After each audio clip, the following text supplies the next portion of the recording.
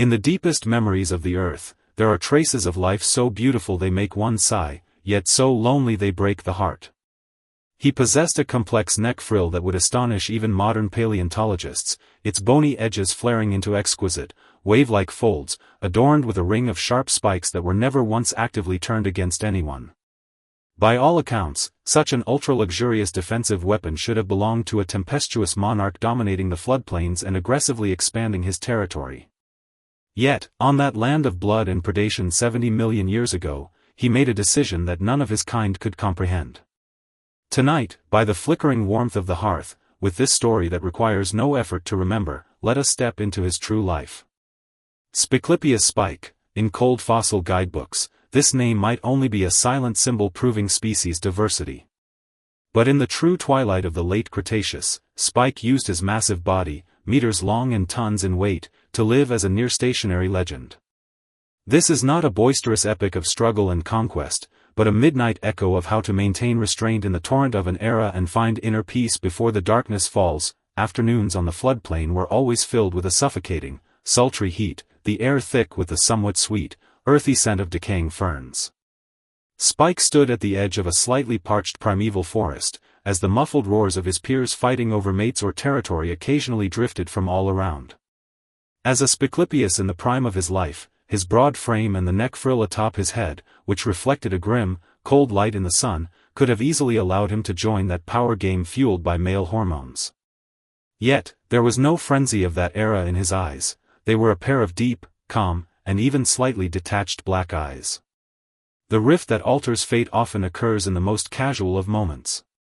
It was a rare, severe drought that swept across the entire plain, rivers that life depended on dried up in large patches, and the order of the herd completely collapsed in starvation. To secure his authority, the aging leader began to viciously ostracize and bite any young males who posed a potential threat, and tragedies of kin slaughtering kin played out in the forest daily. Spike watched all of this silently. He saw his once strong companions battering each other until their heads bled for a few mouthfuls of shriveled leaves, their beautiful frills shattering in the collisions, and blood staining the withered grass.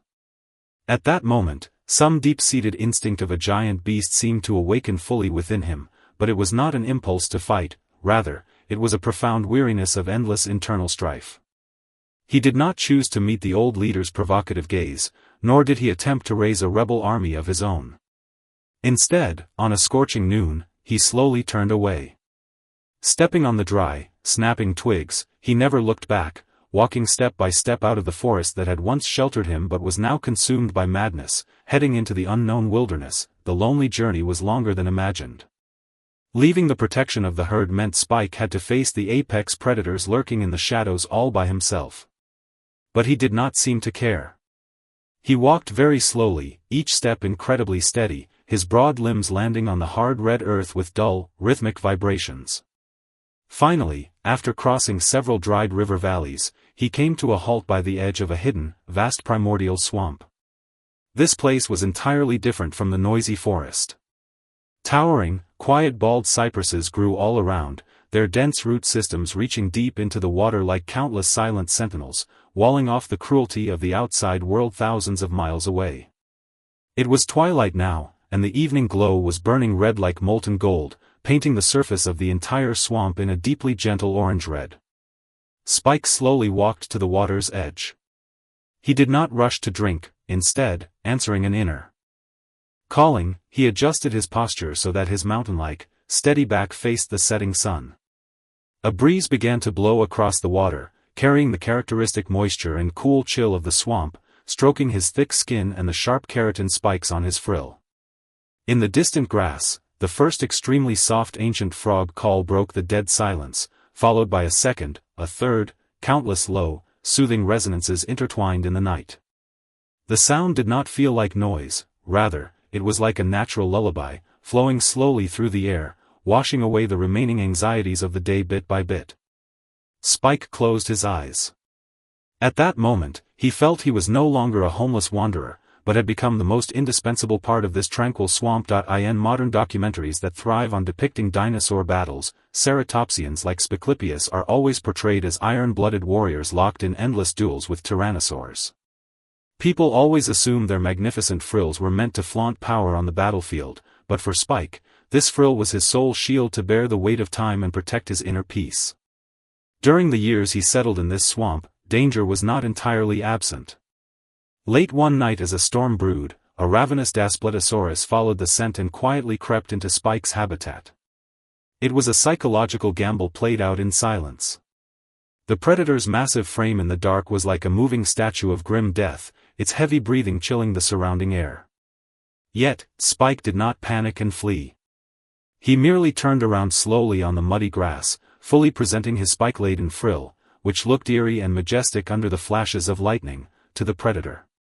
He did not unleash a deafening roar to vent fear. Instead, he lowered his center of gravity, planting his heavy limbs firmly into the soil, turning into a gray boulder integrated with the earth.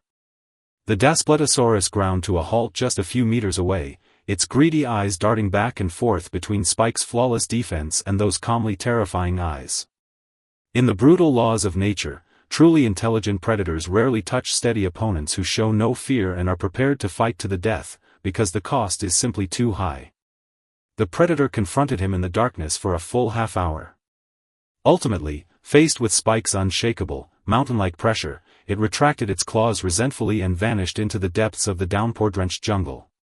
Spike watched his adversary leave. His breathing did not falter even a fraction. He simply turned his head back, quietly welcoming the fresher night breeze washed clean by the storm. Time flowed silently through the sunrises and sunsets of the late Cretaceous, and Spike's body inevitably succumbed to old age. The beautiful neck frill atop his head, which had once struck terror into predators, was now mottled with the marks of time, its bony edges even showing slight calcification and flaking. Yet, his affection for this swamp never changed. Whenever twilight descended again, he would still punctually appear at that familiar spot by the water.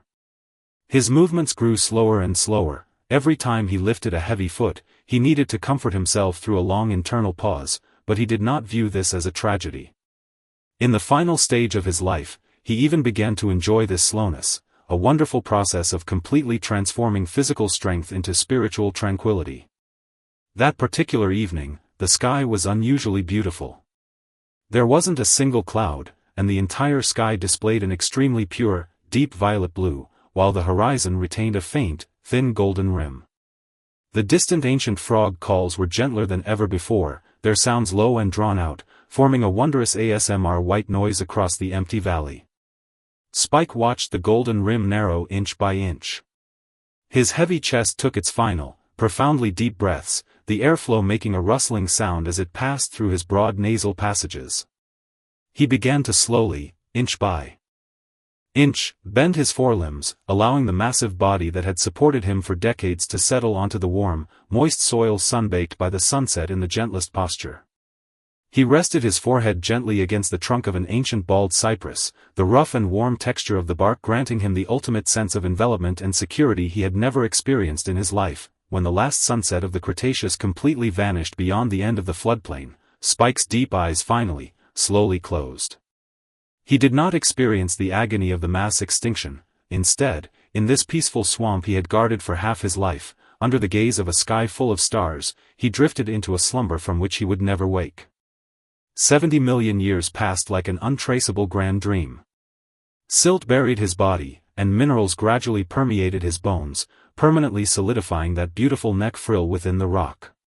When human expeditions millions of years later gently brushed the dust from his skull, they were stunned by the exquisitely preserved neck frill, marveling at the uncanny craftsmanship of nature.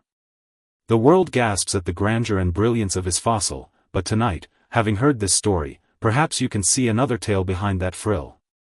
It is a life lesson about yielding, about holding fast, and about how to live deliberately and unhurriedly in solitude. Truly powerful souls never need to prove themselves by conquering the clamor of the outside world, they only need to find their own swamp and quietly watch the sun go down. Right now, you might also be lying in your own safe haven, free from the crises of the Cretaceous and the exhausting worldly disputes. Let Spike's mountain steady back linger in your mind, and feel the envelopment of your bedding, just like the warm earth. The night is late, and the ancient frog calls seem to cross the thick mists of time, turning into the gentlest whisper by your ear. Close your eyes and fall into a peaceful sleep. Good night, Spike the Spiclipius, good night, to every soul that finds peace in the dark.